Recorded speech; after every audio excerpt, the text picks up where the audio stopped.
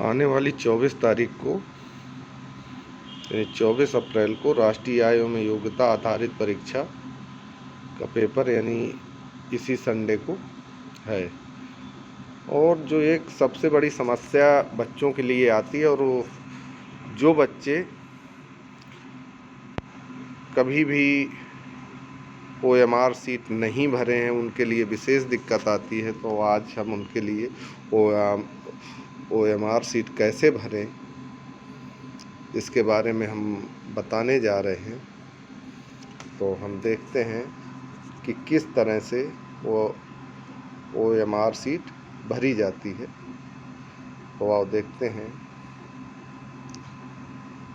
आपको जो OMR seat मिलेगी वो कुछ इस तरह की होगी। इसमें देखते हैं कि सर्वप्रथम रोल नंबर का अंकन करें, फिर क्रमांक 1 से 9 तक भरें, नीली डॉट पेन का ही प्रयोग करें। उत्तर पत्रक में प्रश्न संख्या के सामने बॉक्स में सही विकल्प अंग्रेजी के गिनती 1, 2, 3 या 4 अंकित करें। यानी हमें जो भी उत्तर देना है, पहला है तो 1, दूसरा है तो 2, तीसरा है 3, चौथा है तो 4। और ये जो अंक बनेंगे ये इंग्लिश के 1, 2, 3, 4 ही लिखे जाएंगे, हिंदी में अंक नहीं बनाए जाएंगे। यदि इस तरह का कोई हिंदी में बनाता है तो उसे गलत माना जाएगा। उत्तर का विकल्प भरते समय कोई कटिंग या ओवर राइटिंग ना करें। हाँ, यदि कोई गलती से आप भर देते हैं तो आप उसे ओवर राइटिंग यदि करेंगे तो वो प्रश्न आपका गलत ही माना जाएगा। इसलिए विशेष ध्यान रखना है कि हमें ओवर राइटिंग नहीं करनी है। बाकी जो ये इंग्लिश में लिखा है वो वही लिखा हुआ है जो ऊपर हिंदी में लिखा है। इसके बाद देखते हैं केंद्र का नाम, अभ्यर्थी का नाम, पिता का नाम अंग्रेजी के कैपिटल अक्षरों में साफ साफ लिखें। तो ये देख लीजिए कि पॉइंट 1, पॉइंट 2, पॉइंट 3, पॉइंट 8 में है केंद्र का नाम, यानी जिस जगह पे आप परीक्षा दे रहे हैं उस सेंटर का नाम इंग्लिश के बड़े अक्षरों में लिखना है। इसी तरह से कैंडिडेट जो परीक्षा बच्चा दे रहा है तो नंबर 2 में बच्चे का नाम, 3 नंबर में पिता का नाम। इसमें पिता के नाम के आगे आपको श्री वगैरह नहीं लगाना है। जो नाम लिखा है सीधे सीधे वही उसका नाम लिख देना है। देखते हैं, हम आपको दिखा रहे हैं। जैसे राजकीय इंटर कॉलेज ये लिखा है तो एक खाने में एक ही अक्षर लिखा जाएगा। और जैसे राजकीय हो गया, इसके बाद में एक खाना खाली करके इंटर लिखना है। तो एक खाना, इसमें 2 दिखाई पड़ रहे हैं लेकिन आपको केवल एक खाना छोड़ के इंटर, इसके बाद में फिर एक खाना छोड़ के कॉलेज। तो आपको इस तरह से भरना है, यानी एक शब्द पूरा हो जाए, फिर एक खाना छोड़ के दूसरा शब्द, फिर एक खाना छोड़ के तीसरा शब्द, जिस तरह से राजकीय इंटर कॉलेज लिखा हुआ है। इसी तरह से हम देखते हैं कि अभ्यर्थी का यदि नाम है आशुतोष आनंद अवस्थी, तो आशुतोष पूरा कैपिटल लेटर में लिखा है। इसके बाद एक खाना छोड़ के आनंद, फिर एक खाना छोड़ के अवस्थी। इस तरह से अपना नाम, पिता का नाम लिखना है। तो जैसे पिता का नाम है निर्मल कुमार, तो NIRMAL, एक खाने में केवल एक ही अक्षर लिखना है। कुमार लिखने के पहले एक खाना छोड़ देना, यानी एक शब्द निर्मल हो गया, दूसरा शब्द कुमार हो गया, तो इनके बीच में एक खाना छोड़ा जाएगा। इस तरह से हम परीक्षा केंद्र का नाम, अभ्यर्थी का नाम और पिता का नाम भर लेंगे। ये हमने पहले से ही भर के रखा है, वो आपको दिखाने के लिए। अब हम देखते हैं कि इसके बाद हमें 3 नंबर में क्या भरना है। तो देखो आप यहाँ पे स्टेट कोड, आपका भरा भराया आएगा। वर्ष ये पिछले साल की OMR सीट है, इसलिए पिछले साल का वर्ष पड़ा हुआ है। इस बार जो आएगा तो उसमें 21 की जगह 22 होगा। परीक्षा केंद्र का नाम, परीक्षा केंद्र का नाम आपके जो परिचय पत्र मिला है, प्रवेश पत्र या कहें, उसमें दिया होगा। इसके बाद अनुक्रमांक। तो इसको समझने के लिए सबसे पहले आपको जो रोल नंबर मिला हुआ है वो रोल नंबर में टोटल 11 अंक हैं। आपका रोल नंबर 31 से शुरू होगा। पहले आपके 2 अक्षर जो होते हैं शुरू के, वो राज्य कोड है। इसके बाद 22 होगा जो कि आपका वर्ष है। 2022 चल रहा है तो यहाँ 2022 आएगा। इसके बाद में केंद्र संख्या,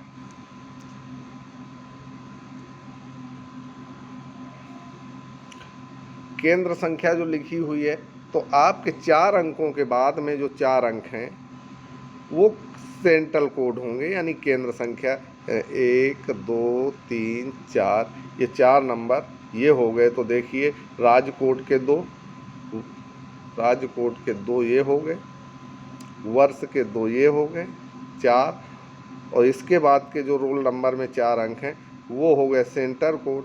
लास्ट के जो 3 अक्षर आपके रोल नंबर के हैं वो यहाँ पे डाले जाएंगे, और इसके बारे में आपको वहाँ पे जो एग्ज़ामिनर होगा क्लास में वो भी बताएगा, लेकिन आपको ये जानकारी होनी चाहिए तो आपको ज़्यादा आसानी रहेगी। अब हम इसके बाद आगे बढ़ते हैं।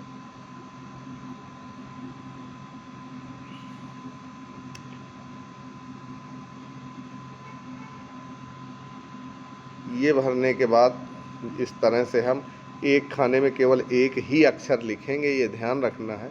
अब जैसे हमें जन्म तिथि लिखनी है तो जन्म तिथि में जैसे 12 मई, तो मई कौन सा महीना होता है? 5, 12, एक खाने में 1, दूसरे खाने में 2, 12 ये हो गया। तो 12 में ये ऐसे। अब महीना 5 है तो हम उसे 5 नहीं, 5 जब इकाई में होगा तो इसमें दहाई की जगह हम 0 लिखेंगे, तो 05 लिखेंगे। और उम्र 2008 है तो 2008 इस तरह से लिखेंगे। अब देखते हैं नंबर 5 हमें कैसे भरना है। इसमें लिंग यानी सेक्स, लड़के के लिए 1 और लड़की के लिए 2 आएगा। हमें इस पे टिक नहीं लगाना है, हम टिक नहीं लगाएंगे। हम यदि छात्र है, लड़का है तो 1 नंबर डालेंगे, और लड़की है तो 2 नंबर डालेंगे। मान लो लड़का है तो हम इसके अंदर ऐसे करके 1 बना देंगे, बस इतना हमें भरना है। आगे हम बढ़ते हैं, देखते हैं कैसे करते हैं।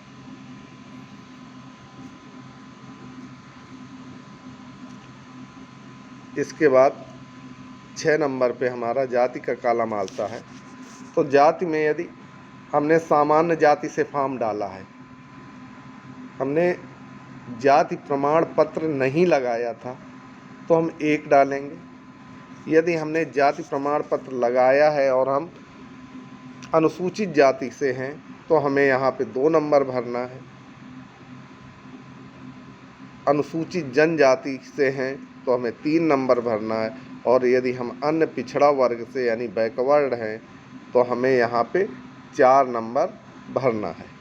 तो हमें नंबर ही भरने हैं, इन खानों में कोई निशान नहीं लगाना है। हमें देख लेना है कि हम किस कैटेगरी में आते हैं, किस जाति से आते हैं, वही नंबर इनके सामने जो लिखा है वो हमें इस खाने में भरना है। अब देखते हैं 7 नंबर पे, जैसे क्षेत्र है, एरिया, तो हम किस क्षेत्र से आते हैं। यदि हमारा गांव में स्कूल है तो हमें ग्रामीण के लिए 1 भरना है। यदि गांव में स्कूल है तो हम इसमें ऐसे करके 1 भरेंगे इस तरह से। और यदि यहाँ पे हमारा शहरी है या कस्बों में स्कूल है या शहर के अंदर स्कूल है तो हमें उसमें शहरी भरना होगा। और अपने यहाँ तो ज़्यादातर विद्यालय जो हैं ग्रामीण हैं, तो उसमें 1 नंबर ही भरा जाएगा। इसके बाद बात करते हैं विकलांगों की। यदि कोई बच्चा विकलांग है, चलने में उसे दिक्कत है, पैर वैर खराब है, तो 1 नंबर। यदि उसे सुनने में दिक्कत है, बहरा है, तो 2 नंबर। यदि आँखें नहीं हैं या आँखें खराब हैं, तो हम 3 नंबर। और यदि हाँ थोड़ा थोड़ा दिखता है तो 4 नंबर। और यदि बिल्कुल भी हम विकलांग नहीं हैं, अच्छे हैं, तो इस खाने में हमें 5 नंबर भरना होगा। यहाँ पे ऐसे करके 5 नंबर हम भरेंगे। तो देख लें कि ज़्यादातर बच्चों का नंबर 5 ही भरा जाएगा, क्योंकि बहुत कम विकलांग बच्चे होते हैं, ज़्यादातर सामान्य बच्चे हैं और उन्हें कोई विकलांगता का गुण नहीं है, तो वो सारे के सारे इसमें 5 नंबर ही अंकित करेंगे। आगे बढ़ते हैं। अब 9 नंबर पे आते हैं। स्वतंत्रता संग्राम सेनानी के आश्रित, यदि किसी के पिताजी या दादाजी वगैरह स्वतंत्रता संग्राम सेनानी रहे हैं और वो उन्हें सर्टिफिकेट मिला है, तो वो यदि रहे हैं तो इस खाने में जहाँ पे 2 लिखा है, यहाँ पे 1 नंबर डालेंगे। और यदि नहीं रहे हैं तो फिर इसमें 2 ही रहेगा। अब ये तो भरना हो गया, बड़ा आसान सा था। अब हम देखते हैं कि हमें किस तरह से विकल्प भरने पड़ेंगे। इसमें ये दिया हुआ है कि एक खाने में 1 अंक लिखें जो दूसरे खाने को स्पर्श ना करे।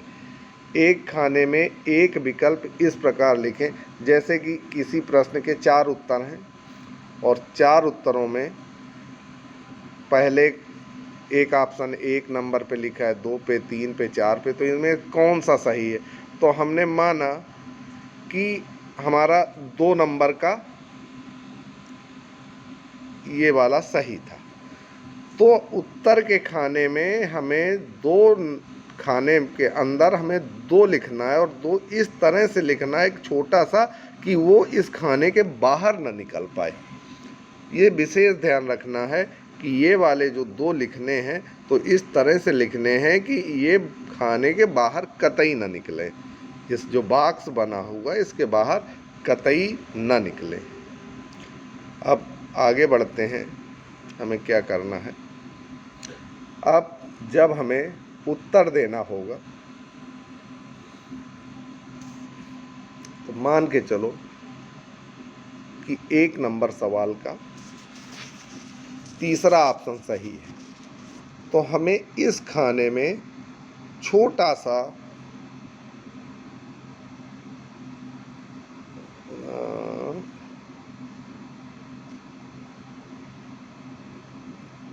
बिल्कुल छोटा सा यहाँ पे तीसरा सही है, तो यहाँ पे हमें ऐसे करके 3 बना देना है। ये ध्यान देना है कि ये बाहर ना निकले खाने के। यहाँ पे बहुत छोटा दिया हुआ है इसलिए नहीं बन रहा है। जब ये डॉट पेन से लिखा जाएगा तो छोटा सा उसमें ऑप्शन 3, दूसरे का हमारा पहला सही है, तो यहाँ पे ऑप्शन दूसरे में ऐसे 1 लिख देंगे। इस तरह से हमें जो आंसर सीट है, तो जिस प्रश्न का जो ऑप्शन सही हो वही इन बॉक्स में उस आंसर, उस क्वेश्चन, जैसे चौथा का दूसरा सही है तो 4 के खाने में हम 2 नंबर ऐसे भर देंगे और इस तरह से भरेंगे कि ये खाने के बाहर ना निकले। तो इस तरह से आप इतना 90 प्रश्न हमारे GMAT के हैं, यानी हमारे सामान्य तार्किक बुद्धि परीक्षा के भाग 2 के 90 प्रश्न हैं, जो विषय आधारित प्रश्न होते हैं, विज्ञान, सामाजिक विषय और गणित से संबंधित। 1 मिनट में 1 प्रश्न ही हमें टाइम दिया गया है कि 1 मिनट में 1 प्रश्न करना है, यानी 90 प्रश्न करने हैं और 90 मिनट ही हैं हमारे पास। तो हमें विशेष ध्यान देना है कि जो ज़्यादा टाइम लेने वाले क्वेश्चन हैं हम उन्हें बाद में करेंगे। हमें जो क्वेश्चन आ रहे हैं हम उनको पहले प्रयास करके ज़्यादा से ज़्यादा प्रश्न कर देंगे, और जो फिर कठिन सवाल लग रहे हैं और हमें बाद में टाइम बच रहा है तो उसके बाद में हम उन प्रश्नों का प्रयास करेंगे, लेकिन उत्तर हमें उनके भी लिखने हैं। हमें पूरा क्वेश्चन पेपर हल करके आना है, इसलिए समय का विशेष ध्यान दें। इसके बाद हम देखते हैं कि इसमें थोड़ा सा और आपको जानकारी देना चाह रहा था कि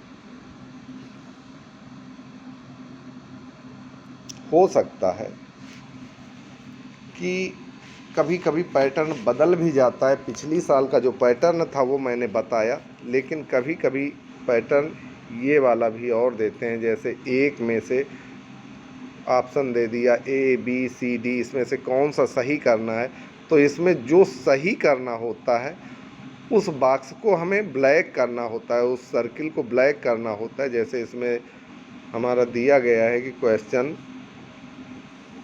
एक वाला ये जो है इसका हमारा डी ऑप्शन सही था तो हमने डी को ब्लैक कर दिया। 2 का हमारा बी सही है तो हमने बी को ब्लैक कर दिया। हमारा 3 का सी सही है तो सी को ब्लैक कर दिया। तो दोनों ऑप्शन आपको इसलिए बता रहे हैं कि हो सकता है कि बदल जाए, लेकिन उम्मीद यही है कि ये तरीका नहीं पूछा जाएगा, लेकिन फिर भी आपको जानकारी देना मेरा फ़र्ज़ है, इसलिए हम इस तरह से OMR सीट भरना भी आपको सिखलाए हैं। इसके बाद लास्ट में जब हम टोटल प्रश्नों के जवाब दे लेते हैं तो लास्ट में इसके नीचे आपके हस्ताक्षर का एक बॉक्स बना होता है, उसमें आप हस्ताक्षर करेंगे। इसी में परीक्षक के हस्ताक्षर का भी कॉलम है, वहाँ पे परीक्षक हस्ताक्षर करेंगे।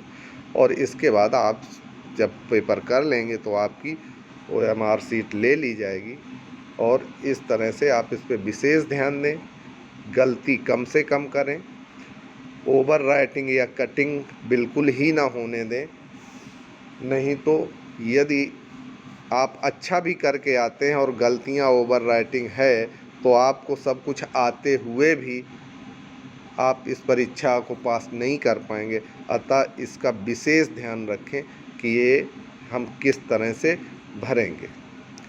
आगे की जो और जानकारियाँ मुझे मिलेंगी तो नेक्स्ट वीडियो में हम उन्हें आपसे फिर शेयर करेंगे। तब तक के लिए धन्यवाद।